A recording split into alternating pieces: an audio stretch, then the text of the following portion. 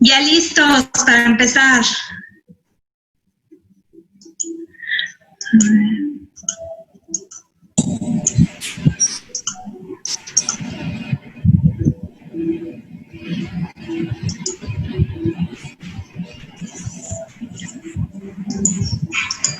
Ok, solo estoy dando acceso a los que faltan.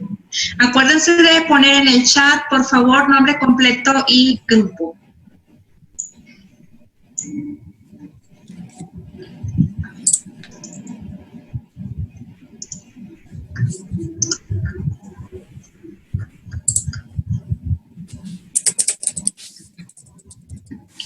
Ok.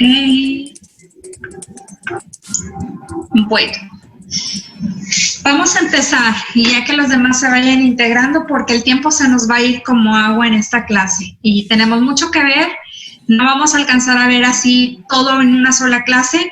Vamos a seguirlo viendo en la siguiente, lo que nos quede pendiente. Bueno, pues vamos a hablar de lo que es fisiología. En cuanto a fisiología, vamos a ver desde lo que es el ciclo cardíaco, todas las etapas que están involucradas dentro de este ciclo y todos los fenómenos que van a ocurrir en cada una de ellas. Vamos a utilizar el esquema de Wiggers más adelante para poder correlacionar lo que vamos a ver. Ahorita vamos a ver lo que es ciclo cardíaco, y ciclo cardíaco lo vamos a dividir en funcional, hemodinámico y auscultatorio. Ahorita vamos a iniciar primero con el funcional y continuaremos con hemodinámico por lo pronto. Y yo creo que es hasta donde vamos a alcanzar a ver. Denme una oportunidad, a ver. Ok, tengo que 26 personas se han registrado nada más y somos un total de 32. Si ven algún compañero que no se ha registrado, mándenle un mensaje y díganle que falta, porque si no van a tener falta en la clase. Ok, continuamos. Bueno, dentro del ciclo cardíaco vamos a ver que tenemos dos fases, que es la fase de expulsión y la fase de llenado, o bien, como conocemos, lo que es sístole y diástole. Vamos a estudiar cada una de las etapas dentro de ella. Primero que nada, tenemos que hacer un breve recordatorio de cómo es el corazón embriológicamente hablando, o lo que es el corazón primitivo, para poder entender cómo se lleva a cabo la contracción ventricular, que es en la que nos vamos a enfocar un poquito más el día de hoy. Vamos a ver cómo en un inicio el corazón está formado por una banda que está representada en esta imagen que ustedes ven en su pantalla en el lado izquierdo, en la parte inferior, la que estoy señalando, y es una banda formada por fibras musculares. Estas fibras están sobre su propio eje, torsionadas, es decir, tienen una forma de espiral o de giro helicoidal, y van a estar torsionadas sobre sí misma. Estas, a su vez, una vez que ya está torsionada, va a sufrir un giro que lo va a llevar poco a poco como una forma, digamos, envolvente, como envolviéndose, para llegar hasta la forma que actualmente conocemos. El principio de esta banda nos refleja cada una de las porciones. Por ejemplo, en el lado izquierdo, lo que correspondería a la válvula de la arteria pulmonar, y en el otro extremo a la aórtica. Vamos a ver cómo ocurre esa torsión o ese giro, que nos va a ayudar a entender cómo es que se lleva esta contracción. Nosotros vemos que esta banda, como les digo, perdón que use esto, pero es lo que tengo más a la mano. Vemos que es la banda y que sobre sí misma está como giros en espiral, y que ese a su vez se va envolviendo, y al final de cuentas queda como la imagen clásica que conocemos. Si observamos en esta imagen, vamos a ver cómo las bandas o las fibras musculares quedan en cierta angulación y a la vez quedan con cierta torsión. ¿Por qué? Por todos estos procesos o giros que llevó a cabo para llegar a la posición con la que nosotros lo conocemos. ¿De qué nos sirve conocer este tipo de proceso embriológico y que al final nos llevó a conocer que hay esa inclinación y esa angulación? Bueno, nos sirve para entender cómo es que se va a llevar a cabo el movimiento de contracción y el movimiento de relajación. Vamos a ver este esquema o este dibujo que se encuentra en su lado izquierdo y vamos a ver que la parte superior corresponde a la porción donde normalmente encontraríamos lo que son nuestras válvulas auriculoventriculares y la porción inferior correspondería a lo que es la punta. Vamos a hablar, por ejemplo, de lo que es el ventrículo. Vamos a ver en este dibujo cómo está conformado por unas bandas. Esta es la banda ascendente y la banda descendente. Veíamos ahorita que cuando está en un inicio teníamos esa banda torcida y que luego iba girando sobre sí misma y hacía esa torsión. Bueno, al hacer esa torsión, precisamente esa banda es la que queda como en esta imagen y nos genera esa cruce de la misma banda en una que queda hacia arriba y otra hacia abajo. ¿De qué me sirve conocer eso? Bueno, vamos a ver que precisamente por esa conformación que tiene, cuando el impulso eléctrico que viene desde el nodo sinusal me indica o me ordena que haya una contracción, va a ocurrir una especie de giro o torsión que va a generar esa contracción. Vemos que en la porción basal va a haber un giro en contra de lo que son las manecillas del reloj y la porción inferior hacia favor de las manecillas del reloj. Es decir, si nosotros tuviésemos esa imagen aquí visualmente, veríamos, por ejemplo, como cuando nosotros tenemos una toalla que está doblada a la mitad y la torcemos, ¿sí? Hacia lados opuestos va la torsión, ¿ok? Eso es lo que ocurre. Cuando ocurre esa torsión, ¿qué va a ocurrir a nivel de la cavidad? Pues van a empezar a ocurrir varias cosas. La primera de ellas es que al haber esa torsión, va a haber un acortamiento de las fibras, ¿sí?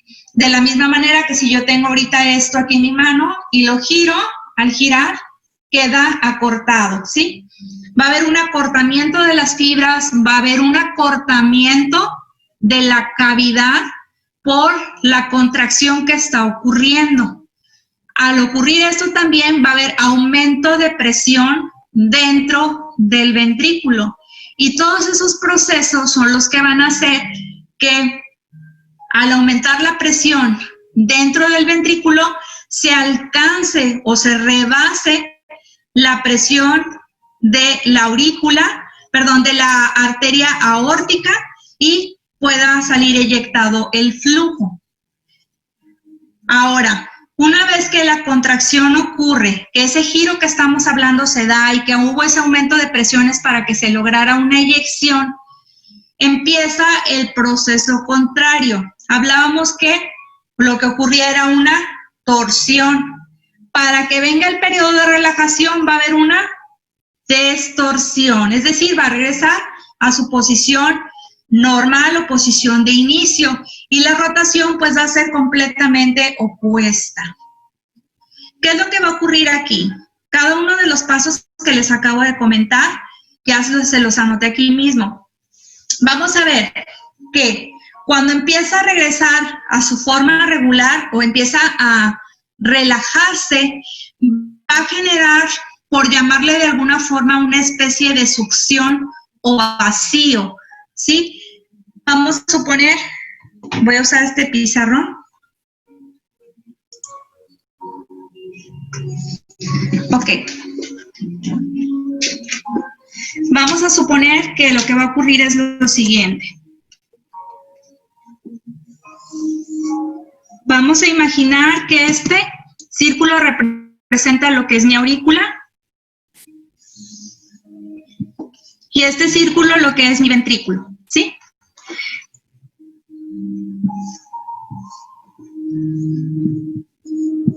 Y finalmente lo que sería mi arteria, ya sea que estemos hablando de la aórtica o la pulmonar, y es igual, ya sea aurícula derecha o izquierda.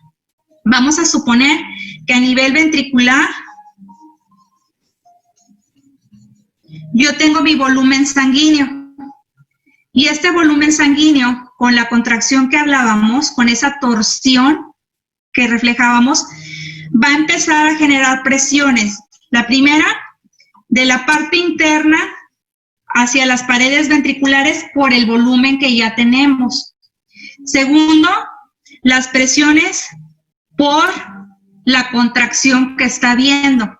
Entonces, estas presiones van a generar que mi presión dentro del ventrículo se vaya elevando.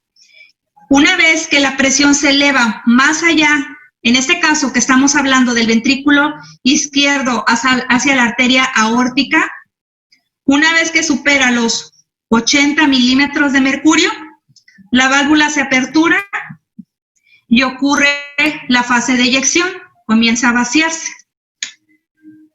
Si habláramos, por ejemplo, ahorita, que es el ejemplo que estábamos viendo en la distorsión. Hablamos que tengo mi aurícula, que está llena con el volumen sanguíneo, y mi ventrículo está entrando en mi fase de diástole o fase de llenado. Entonces, hablábamos que esa torsión que tenía en la contracción se regresa, se destuerce, por llamarle de alguna forma, para volver a tener nuevamente su cavidad lista para el llenado. Cuando se está destorciendo, ejerce un efecto de succión y hace que el volumen sanguíneo que se encuentra en la aurícula pase de forma muy rápida hacia la cavidad ventricular. Una vez que este flujo pasa rápido, no pasa en su totalidad, va a pasar alrededor del 80% en esa fase de llenado o periodo de llenado, que va a iniciar rápido y luego lento. ¿Por qué? Porque al inicio, como está generando ese efecto como de succión, más aparte, la aurícula tiene sus presiones aumentadas para poder generar el periodo de vaciamiento o de eyección, va a llegar un momento en el que ese volumen pasa al ventrículo y entonces mi aurícula ya no tiene todo el volumen que hacía que la presión estuviera tan elevada. Entonces, por decirlo, esta presión auricular disminuye, entonces ya no tiene la misma fuerza para pasar. Por eso tenemos al inicio un periodo rápido y luego un periodo lento. Y luego nos queda todavía un remanente que no termina de pasar. ¿Qué ocurre? Que entonces la aurícula termina su periodo de contracción para poder terminar de vaciar su contenido sanguíneo y llenar mi ventrículo. Prácticamente eso es a lo que se refiere la imagen que estábamos viendo. Ahorita lo vamos a ver con más calma, todas las fases. Denme un segundo, déjenme compartir pantalla. Ahí está. Ok. Entonces, esto que veíamos ahorita se refiere a esto. Aquí vemos la fase donde se está empezando a destorcer o relajar. Se genera la succión auricular, que era lo que les estaba comentando ahorita, que pasa rápido, por esa razón es que el volumen pasa rápido al inicio. Se iguala o se expande la cavidad y comienza el siguiente periodo de llenado lento y termina con la sístole, ¿ok?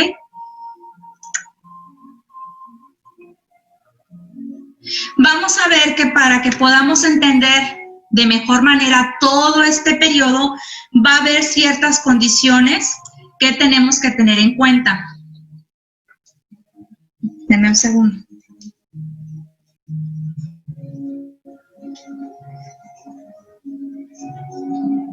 Si se refleja mucho la luz o el pizarrón me dicen para moverlo. Se me hace un poquito más didáctico poderles explicar aquí. Ok, vamos a ver nuevamente el mismo dibujo. Vamos a suponer que esto representa mi aurícula, esto representa mi ventrículo y esto va a representar mi arteria, ya saben, aórtico, pulmonar, dependiendo hacia dónde vayamos. Vamos a ver que para que el ciclo cardíaco se lleve a cabo de manera coordinada, siempre va a haber una oposición en cuanto a las fases. ¿A qué me refiero a esto? Si yo tengo mi aurícula que está en diástole, es decir, en periodo de llenado, mi ventrículo tiene que estar en fase de sístole o fase de contracción, ¿sí? De igual manera, puede estar invertido, puede ser que mi aurícula se encuentre en sístole y mi ventrículo en diástole. Lo que no puede pasar es que yo tenga, por ejemplo, mi aurícula en diástole y mi ventrículo en diástole, que los dos estén en fase de llenado. Obviamente esto no puede ser. ¿Por qué? Porque estamos hablando que tenemos un volumen aproximado de 120 mililitros, ¿sí? Si estos 120 mililitros que normalmente deben de llenar una cavidad se repartieran entre ambas porque ambos están en fase de llenado o diástole, evidentemente no podría ser. ¿Por qué? Porque mi gasto cardíaco se vería alterado, ya que no estaríamos moviendo el volumen completo que debería. Aparte, alteraría las presiones intracavitarias. ¿Por qué? Porque no tendríamos tampoco el volumen adecuado dentro de cada cavidad. Entonces, no puede ser que ambas se encuentren en la misma fase. Siempre van a estar desfasadas. Eso es lo primero que tenemos que tener en cuenta. Entonces, acuérdense, si este está en diástole, este está en sístole, y si están al revés, pues siempre van a estar desfasadas. Ejemplo de las presiones. Vamos a ver estas. Ok, vamos a ver, por ejemplo, que en la aurícula normalmente vamos a manejar una presión que va desde los 0 o de 1 a 5 milímetros de mercurio.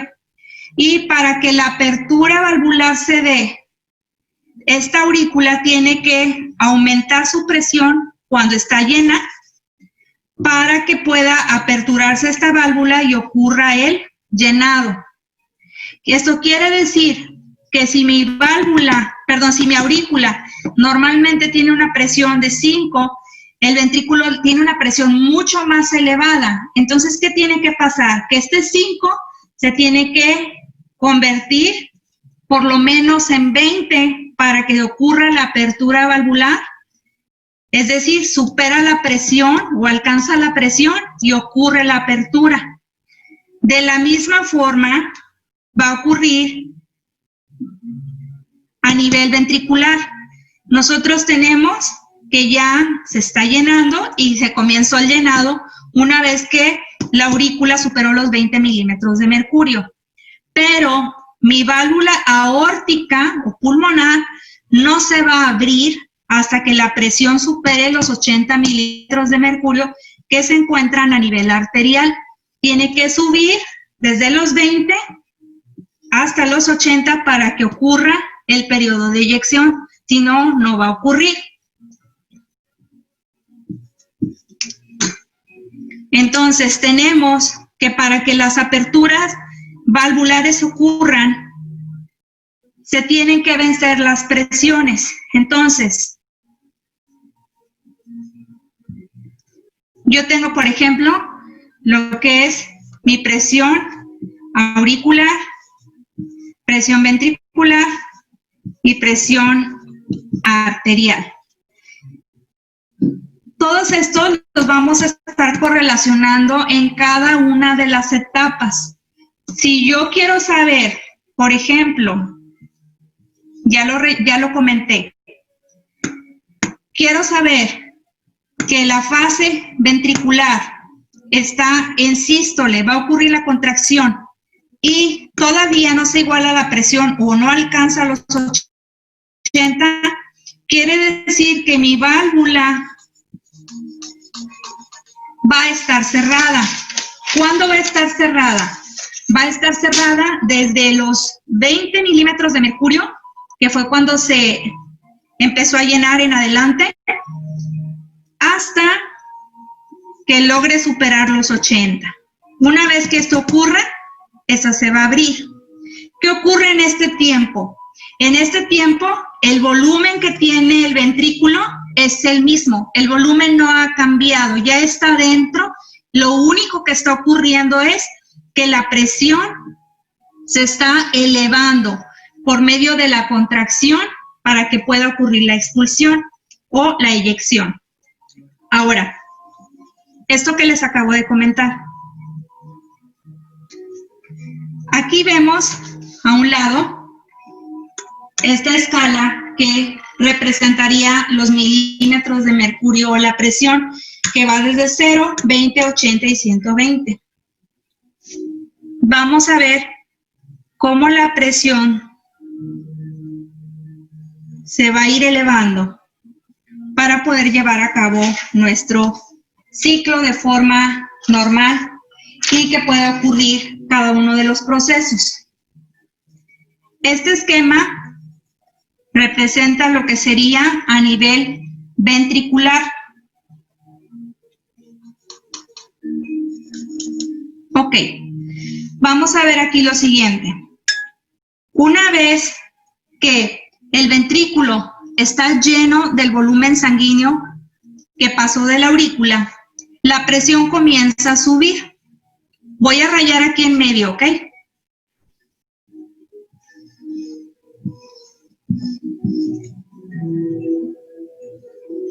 Se empieza a llenar y esta presión comienza a subir, pero como está en fase de llenado, mi válvula auriculoventricular, ¿cómo está? Está abierta porque se está llenando. Pero una vez que se está llenando, la presión dentro del ventrículo sube y sube y sube. ¿Qué va a pasar con la válvula? La va a cerrar.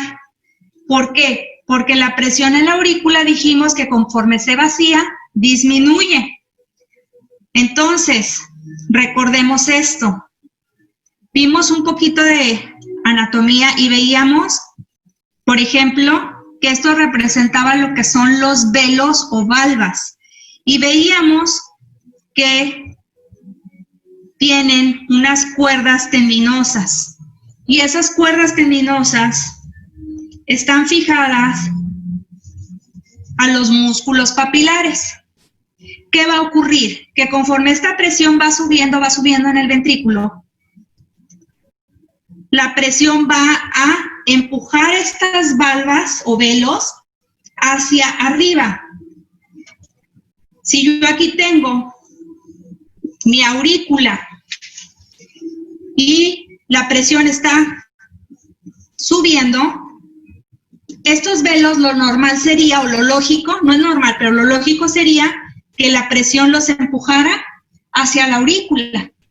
Pero si eso ocurriera, ¿qué pasaría con el flujo? El flujo se nos estaría regresando a la aurícula y tendríamos un reflujo anormal. Eso no es lo que normalmente debería de ocurrir. Entonces, ahí es donde entra la función de los músculos papilares que veíamos en la clase pasada. Una vez que la presión empuja esos velos hacia arriba, los músculos papilares, ¿qué van a hacer? Comienzan a jalar los velos hacia adentro del ventrículo. Lo jalan para que la presión no las empuje y no protruyan hacia la aurícula y no haya un reflujo. Eso es importante conocerlo. ¿Por qué? Porque si nosotros vemos, por ejemplo, las leyes hemodinámicas, nos dicen que la mayoría de los líquidos tienden a pasar de una cavidad que tiene mayor presión, vamos a poner que esta tuviera ahorita 40, por ejemplo, y esta está ahorita a lo mejor en 7. Si yo tengo el líquido en esta cavidad que tiene 40 milímetros de mercurio de presión, la ley me dice que el líquido tiende a ir hacia la cavidad donde tiene menos resistencia o menor presión. Eso es lo que debería de ocurrir. Ahora, ¿qué pasa a nivel de nuestro corazón? Pues ya vimos que tenemos ese mecanismo de los músculos papilares que van a impedir, que esto suceda. Entonces, aquí no se va a cumplir esa ley. ¿Cuándo sí se va a cumplir? Cuando tengamos algún fallo que nos esté afectando, por ejemplo, ya sea que yo tenga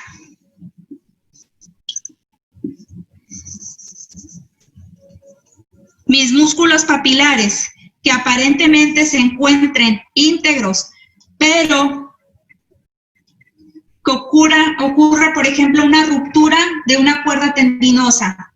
Sigo teniendo un punto de sostén, pero ya está viendo un punto frágil, que este puede llegar a generar que en lugar de que se genere este cierre o coaptación, que este velo tenga fuga.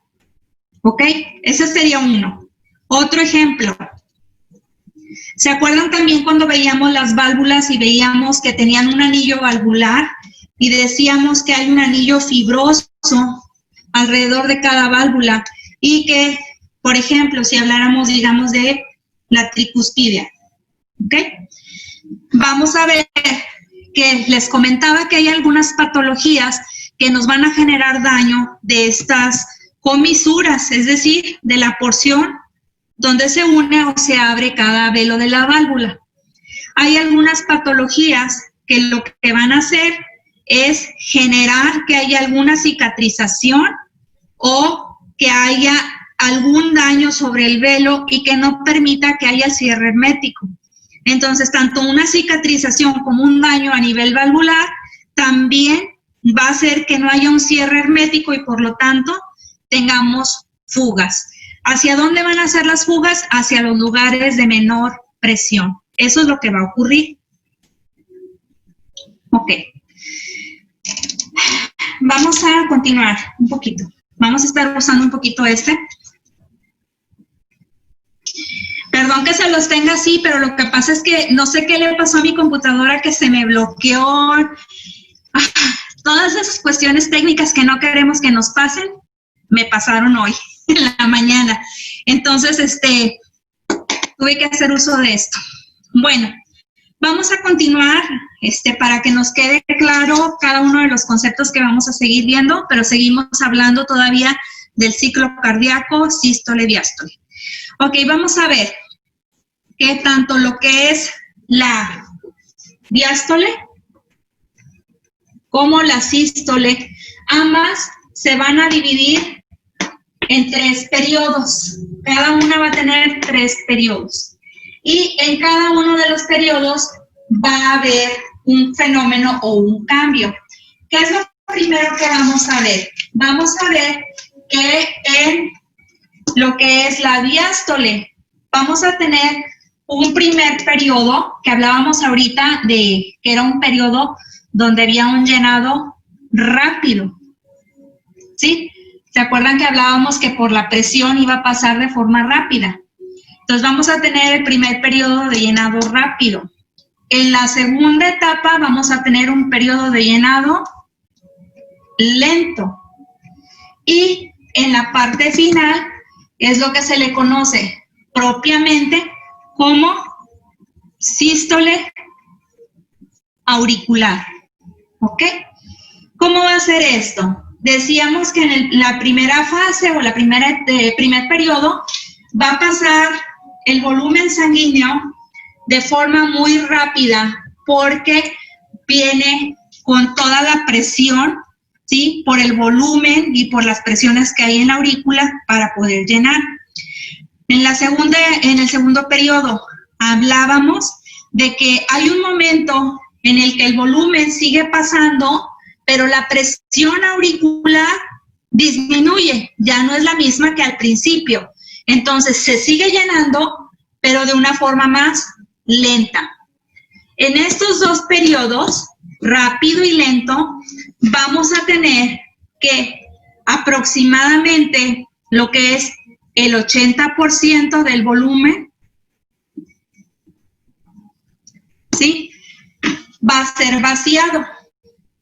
Y el otro 20% se va a dar en el periodo final, que es mediante la contracción o sístole auricular propiamente dicho. Es decir, como ya había comentado, las primeras dos etapas va a ser sobre todo por gradiente de presión y por gravedad. Y en la tercera etapa principalmente va a ser por el efecto de la contracción que ocurre al vaciamiento. Cada una de estas etapas va a recibir un nombre también. Si es el primer periodo, se antepone el prefijo proto. Si es el segundo, es meso, y si es el tercero, es tele. En este caso que estamos hablando, por ejemplo, de la diástole, y yo quiero identificar, por ejemplo, que encontré pues algún soplo, algún chasquido, alguna característica auscultatoria que yo quiero indicar cuando la escuché, ahí voy a utilizar esto y voy a decir, por ejemplo, si yo lo encontré a la mitad de lo que es la diástole, entonces voy a decir que encontré, por ejemplo, un soplo mesodiastólico. Si fue al final, es telediastólico, o al inicio, protodiastólico. Y si por alguna razón es constante y ocurre durante todo el periodo, entonces ahí vamos a utilizar holo. Y sería, por ejemplo, holo diastólico. ¿Ok? De la misma forma, en la fase de sístole, vamos a tener también 3 periodos y también vamos a aplicar los mismos prefijos. En este caso, si yo voy a señalar en el primer periodo, sería protosistólico o mesosistólico o telesistólico, o si es en todo, holosistólico. ¿Ok? Ahora, acá hablábamos que en los 2 primeros periodos se vacía el 80 y en el final el 20. ¿Qué va a pasar en la sístole? En la sístole vamos a tener también un periodo de eyección, que va a ser un periodo de eyección rápido, que va a ocurrir en el primer periodo de la sístole, y vamos a tener un periodo de eyección lento, pero ese va a estar en los 2 últimos periodos, ¿ok? Ahora, ¿qué porcentaje o qué volumen normalmente se va a vaciar? Durante lo que es el primer periodo, en la sístole, estamos hablando de alrededor del 70% que se va a eyectar. Y en el segundo fase, que es lenta, que incluye estos 2 periodos, estamos hablando que ahí es donde se eyecta el 30% restante. Ahora, ¿qué ocurre en cada una de estas fases? Pues vamos a ver que vamos a tener todos estos cambios de presiones. Vamos a ver aquí, por ejemplo, en el caso, estábamos hablando que esto era ventricular. Vamos a ver cómo una vez que la presión dentro del ventrículo sube, hablábamos que rechaza las válvulas, perdón, los velos de la válvula, pero los papilares la detienen para que no se vaya hacia la aurícula. ¿Qué ocurre ahí? Ocurre el cierre de las válvulas aurículo-ventriculares, ¿ok? Cuando empieza a sobrepasar. Se cierra y aquí, ¿qué ocurre? A nivel ventricular hablábamos que como ya está lleno de líquido, ya la presión subió, pero se está generando la contracción. Entonces, ¿qué va a pasar con esa presión? Va a seguir en aumento hasta llegar a los 80. ¿Qué va a pasar en ese periodo? Solamente la presión sube, pero el volumen no va a cambiar. Entonces, ¿cómo le conocemos a esa etapa o fase? Se conoce como periodo de contracción isovolumétrica.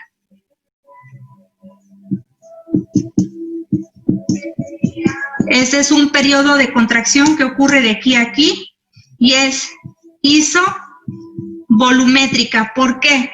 Porque lo único que está cambiando es la presión que hay dentro del ventrículo, pero el volumen es el mismo, es el que ya está ahí. Y aquí tenemos que tanto las válvulas auriculoventriculares como las válvulas semilunares, que son la aórtica y la pulmonar, se van a encontrar cerradas. ¿En qué momento se van a abrir? Se van a abrir una vez que alcance o supere los 80 milímetros de mercurio. Una vez que ocurre la apertura de las válvulas semilunares, inicia mi periodo de eyección.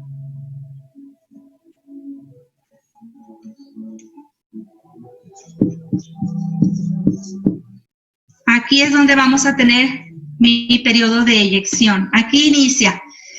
¿Qué ocurre con la presión dentro del ventrículo? Decíamos que sigue incrementándose, ¿ok? Y va a seguir subiendo hasta alcanzar los 120 milímetros de mercurio, que es el punto máximo. Una vez que lo alcanza, la presión va a empezar a disminuir. ¿Por qué? Porque como es periodo de eyección, pues se está vaciando el volumen sanguíneo que tiene, se está quedando sin sangre. Entonces, conforme el volumen va saliendo, la presión va bajando.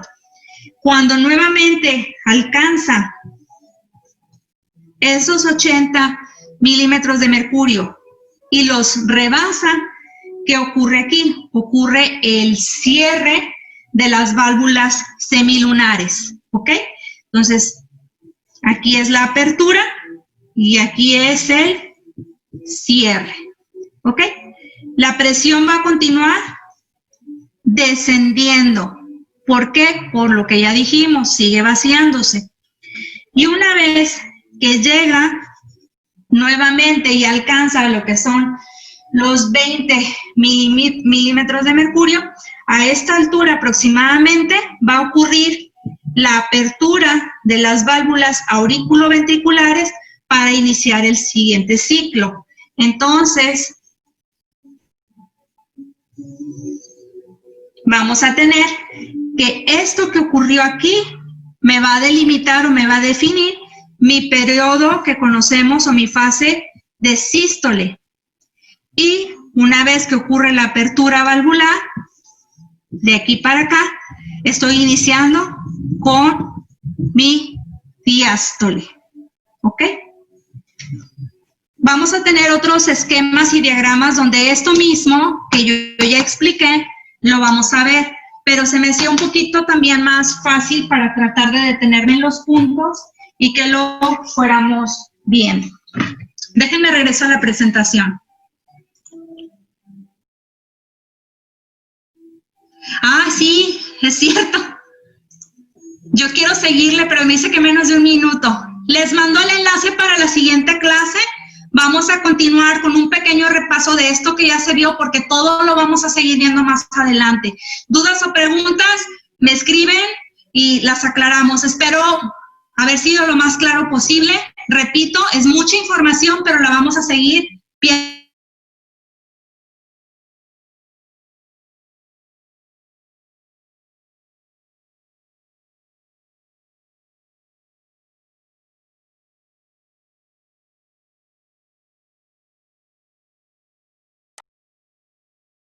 Seguir viendo más adelante tanto en las patologías como en el electrocardiograma, pues tiene que ver con un ciclo cardíaco.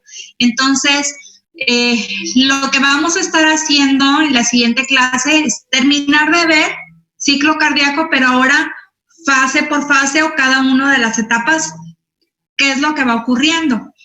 Y vamos a tratar de avanzar para hacer la correlación ya directamente en el esquema de Wiggers, específicamente hablando de lo que ocurre a nivel ventricular. Vamos a tratar de que la próxima clase terminemos al menos hasta el esquema de Wiggers, pero todavía nos va a faltar ver lo que es potencial de acción y cómo es que se lleva a cabo a través del sistema de conducción todo este proceso. Entonces, es un tema, ya les había comentado, que sí está un poquito largo porque son muchos detallitos que tenemos que tener más que nada, que nos queden bien claros. Pero me siento segura de que si, de verdad, si esto nos queda claro y lo entendemos, no vamos a batallar mucho. Digo, de repente sí se nos va ahí alguna cosa u otra que atorar, pero les aseguro que les va a ayudar bastante para que no batallen en lo que sigue más adelante. ¿Qué más? Tengo pendiente de enviarles la presentación de anatomía, no se me ha olvidado, nada más que no la envié el fin de semana, porque la verdad ya no tuve tiempo de ponerme con calma a revisar y de agregar detalles o cosas que faltaran. Y pues eso es porque pues, se me atravesó el cumpleaños y yo no planeaba realmente nada, pero pues mis hijos y mi esposo sí. Entonces, me sacaron de mi plan de trabajo y de mis actividades y digo, lo agradezco, pero sí me hicieron como que dejar un poquito todos los pendientes y bueno, me retrasé por esa razón, pero estoy consciente que no se las he enviado. Voy a tratar de terminarla para hacérselas llegar. La de fisiología se va a enviar cuando terminemos de ver ciclo cardíaco en el esquema de Wiggers. Terminándolo de ver en el esquema de Wiggers, ahí se las envío y hacemos ahora sí nuestro primer ejercicio. Yo creo que todavía esta semana, lo que es mañana y jueves, vamos a trabajar sobre la hora teórica y voy a tratar de dejar ya en la plataforma de Camilo los ejercicios para que la siguiente semana nos integremos, aparte de la clase teórica, allá a trabajar ahora sí la parte práctica.